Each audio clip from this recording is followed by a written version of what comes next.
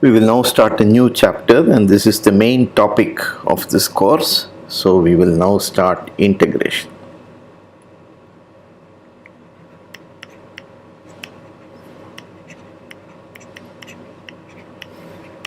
So we will study how to define the Lebesgue integral of a measurable function over a measure space, and then study the properties of the integral, which we usually know for the Riemann integral. We'll try to see what are the different kinds of theorems which we can prove.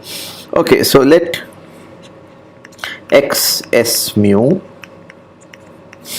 be a measure space and phi from x to r a measurable function.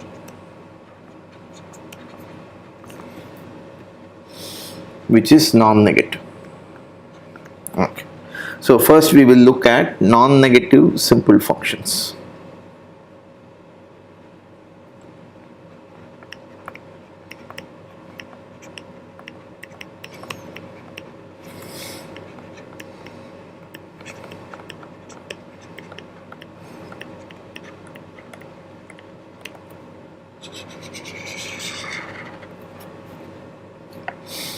Let alpha I equal to 1 to n, the set of non-zero values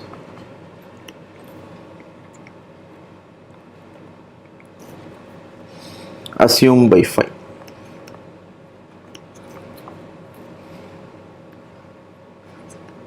So we are taking a measurable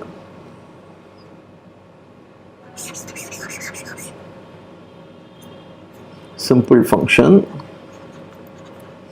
which is non-negative.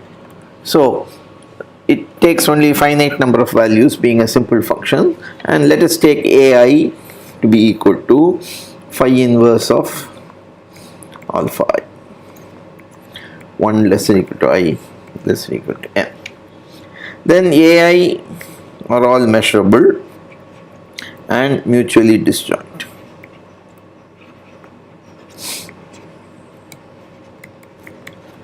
And you can write phi as sigma I equals 1 to n alpha I chi of a. Okay, so in order to define the integral, we are going to imitate what we did in the case of the Riemann integral. So suppose you had a step function psi equals sigma alpha I equals 1 to n alpha I chi of I. So let us put j so that not too many i's around. Okay, where ij are the intervals in R, and then disjoint. Then how do you define the integral? The integral is nothing but the area under the curve. So integral psi of x dx over whatever over R, if you like, will be equal to sigma j equals 1 to n alpha j into the measure of ij.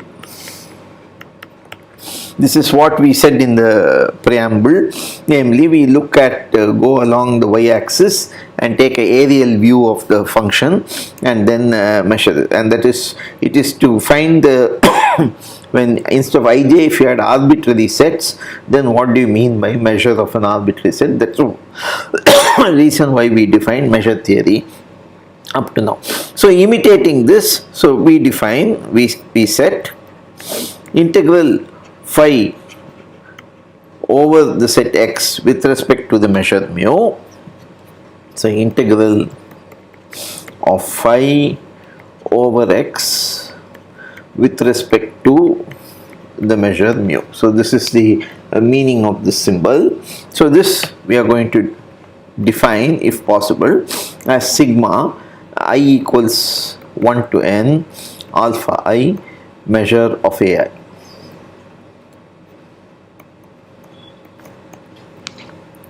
Okay, now before we proceed further, we note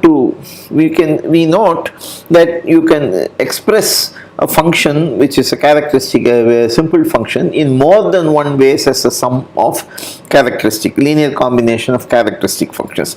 For instance, if I have chi of, say, minus 1 1 plus chi of 0 2, this can be written as chi of minus 1 0 plus chi of 0 1, then again 2 times this, plus chi of 1 2. Okay, and these are disjoint. Of course, we can also write it in various other ways. So we want to know which way are we going to. So we can even write a function which is given in terms of disjoint sets, in terms of non-disjoint sets. So we would like to define the integral in a way that we are not worried about how the function has been, simple function has been written, whether it's so. If you write, for instance, so we can have many cases. One is phi can be written as a finite linear combination of disjoint sets of characteristic functions of disjoint sets in many ways. For instance, I can split this chi of 1 2 as chi of 1 3 by 2 plus chi of 3 by 2 2, for instance. So there are so many ways in which you can write, and even also phi can also be written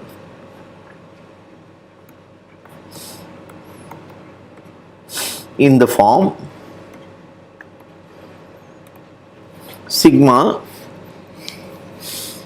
j equals 1 to k gamma I ei gamma j ej, where ej not necessarily disjoint. Example is here, this is not disjoint, and so we would like to define the integral in a way which is independent of the way in which we write, because it will be difficult for us to break up the function each time according to the original form in which we wrote, and therefore we would like to give a more robust definition of the integral. So let us assume, so start with phi equals sigma I equals 1 to n alpha I ai, where ai is in fact phi inverse of alpha I. So this is the first form which you are taking. So now let us assume that this is equal to sigma j equals 1 to m beta j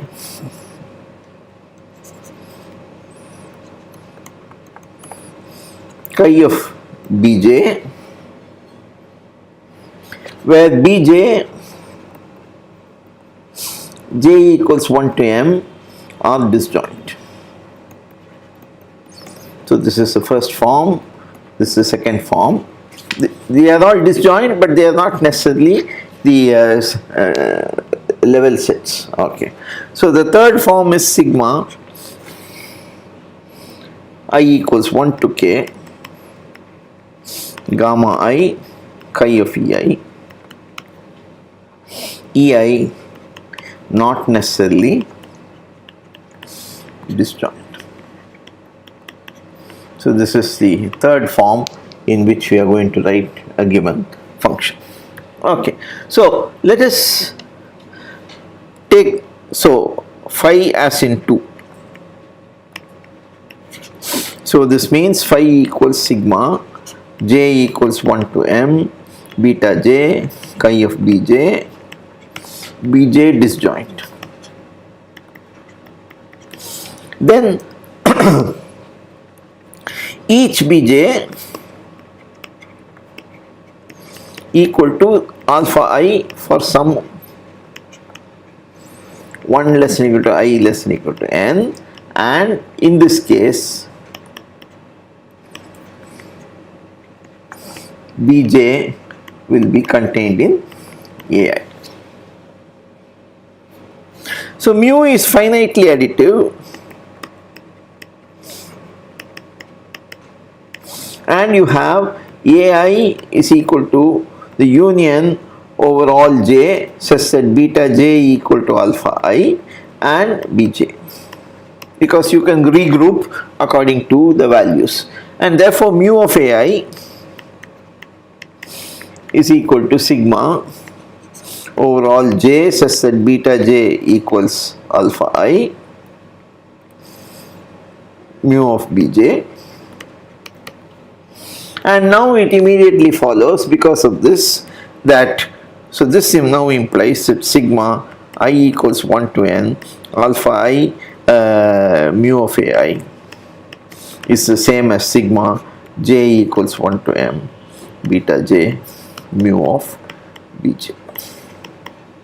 Okay, from this it follows immediately. Okay, so now let us look at the third form,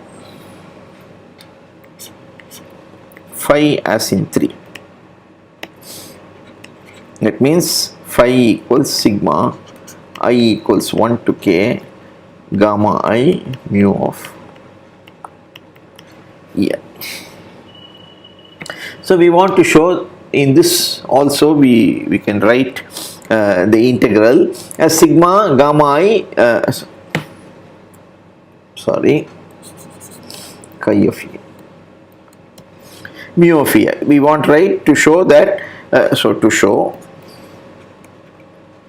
integral over x phi d mu, which is equal to sigma I equals 1 to n alpha I mu of Ai is equal to sigma I equals 1 to k gamma I mu of A. So it doesn't matter which way you write the function, the answer is always, integral is immediate to write. Once you are given a simple function, we can simply write it as the replay in this fashion. So this is the idea. So we have to prove this now. So let sigma equal to sigma 1 to sigma k, a k tuple. Sigma I equals plus minus 1 for each I.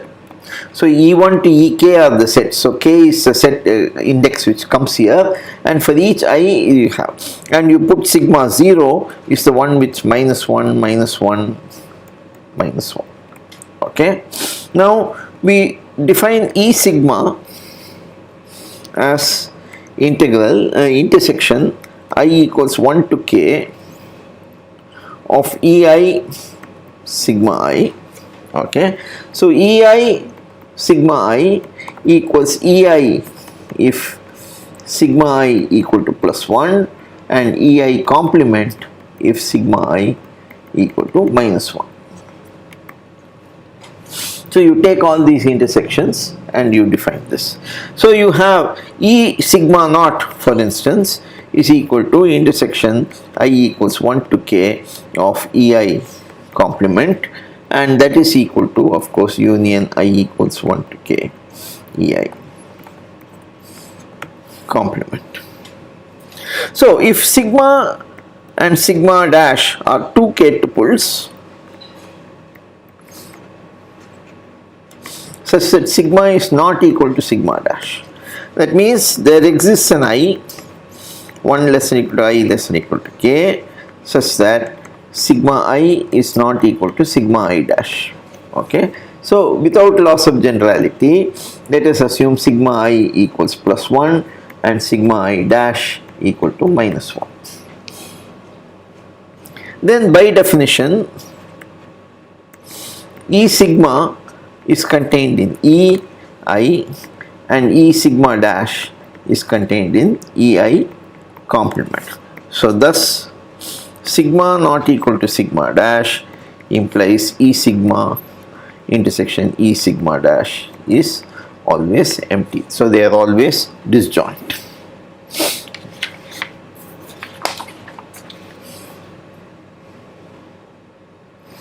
So lemma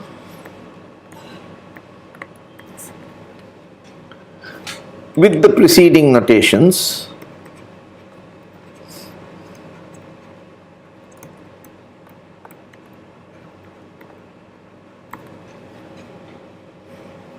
for each 1 less than or equal to I less than or equal to k, ei is the union of E sigma, where sigma is such that sigma I equal to plus 1.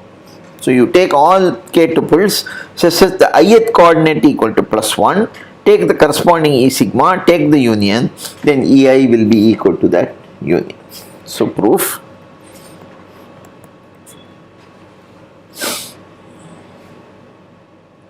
If sigma I equal to plus 1, then E sigma is contained in ei. So it implies RHS is contained in ei. Okay. So now for the reverse part, we have to show ei is contained in this union. So let us take x in E sigma, ei. Define sigma as follows. Sigma I equal to sigma j equal to plus 1 if x belongs to Ej, equal to minus 1 if x belongs to Ej complement. And this implies that sigma I will be equal to plus 1 because x is in ei and x belongs to E sigma.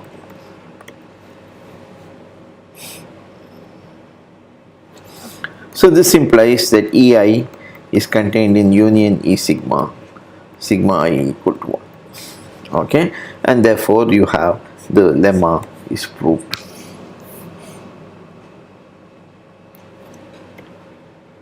So now let us assume phi is written as sigma I equals 1 to k gamma I chi of ei.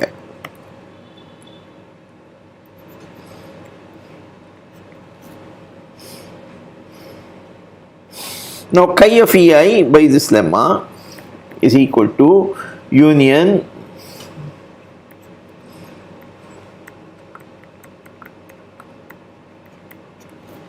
E sigma, and that's equal to sigma of sigma I equal to plus 1 chi of E sigma, because all the E sigmas are disjoint.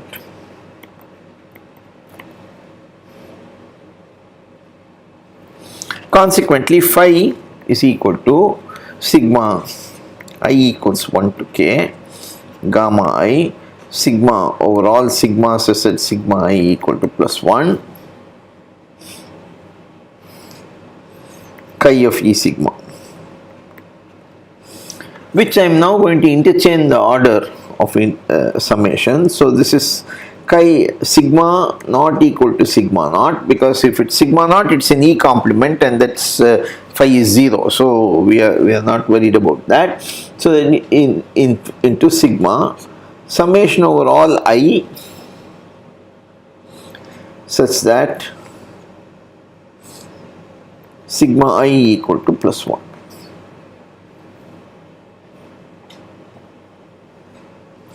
Summation over I such that sigma I equal to plus 1. Okay, so this is the, I am interchanging the order of the, so gamma I E sigma chi of E sigma. But so this is another way of writing the function phi in terms of disjoint sets. So by 2, so this is in form 2.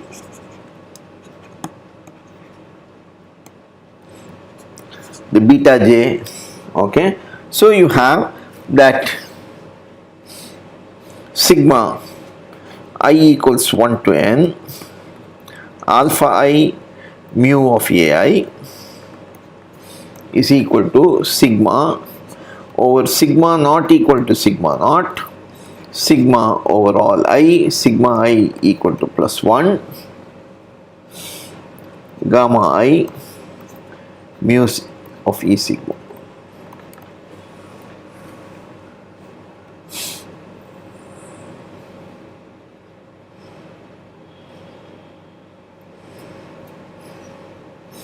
Again, I will interchange the order of summation. This is equal to summation I equals 1 to k gamma I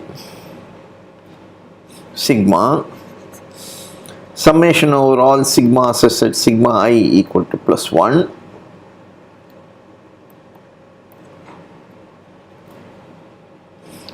mu of E sigma. But that bilemma is nothing but sigma I equals 1 to k gamma I mu of EI, since EI equal to union E sigma, so overall sigma I equal to plus 1 and E sigma's disjoint.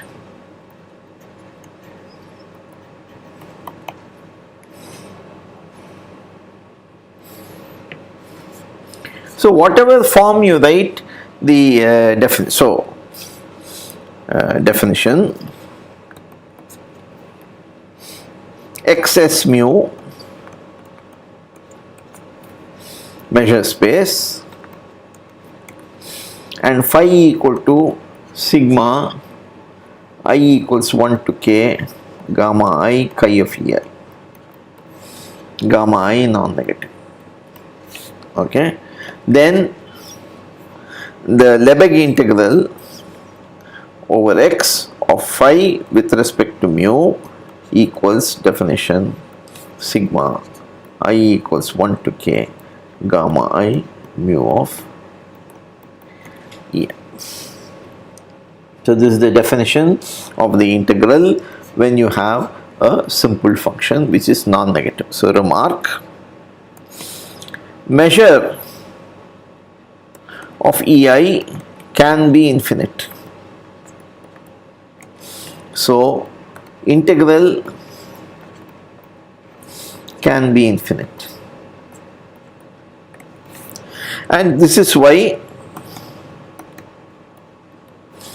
we need gamma I greater than or equal to 0. If gamma I change sign and you have gamma I equals with mu EI positive and gamma I negative, I mean infinite, and gamma j is also mu ej is negative, infinite, and gamma j is negative, then you cannot add these numbers meaningfully. When you have two infinities with opposite signs, then you cannot add them. And therefore, so that we do not have any ambiguity in the thing, we use only non-negative functions to start with. Remark again. So let E be contained in X measurable.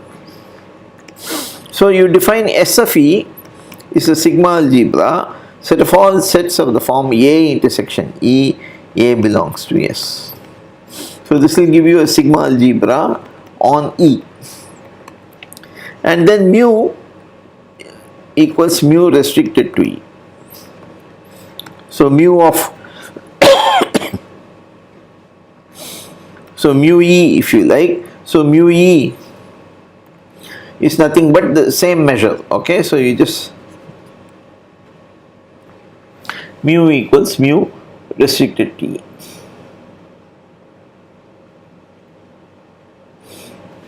So now if phi is a non-negative simple function, sigma I equals 1 to k gamma I chi of EI, gamma I non-negative, then what is phi restricted to E? It's nothing but sigma I equals 1 to k gamma I chi of EI intersection E. So integral of phi restricted to E over E with respect to mu restricted to E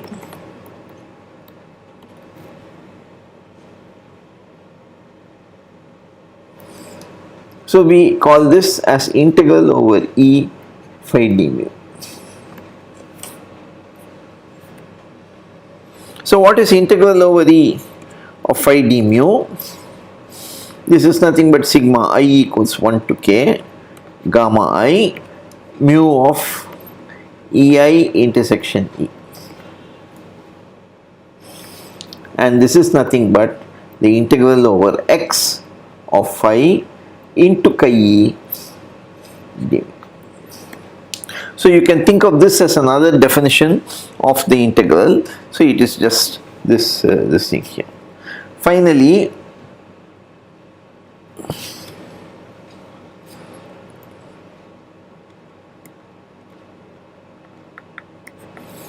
phi psi simple non-negative and psi is less than or equal to phi. So then we write phi in the first form, sigma I equals 1 to n alpha I ai, okay, and psi equals sigma beta j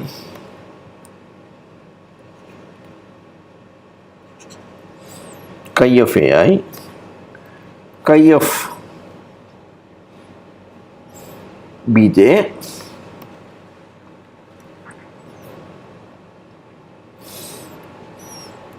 so ai is phi inverse of alpha I and beta j bj equals psi inverse of beta j.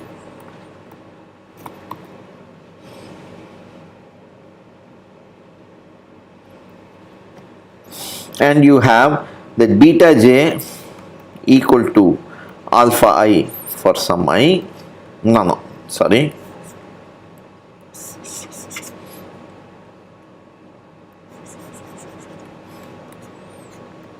this will imply that bj has to be contained in some ai for some I, and in that case beta j is less than or equal to alpha I. Okay, so this is how it can happen. So when you are written in terms of disjoint sets, then clearly it follows that integral over x phi d mu is bigger than or equal to integral over x of psi d.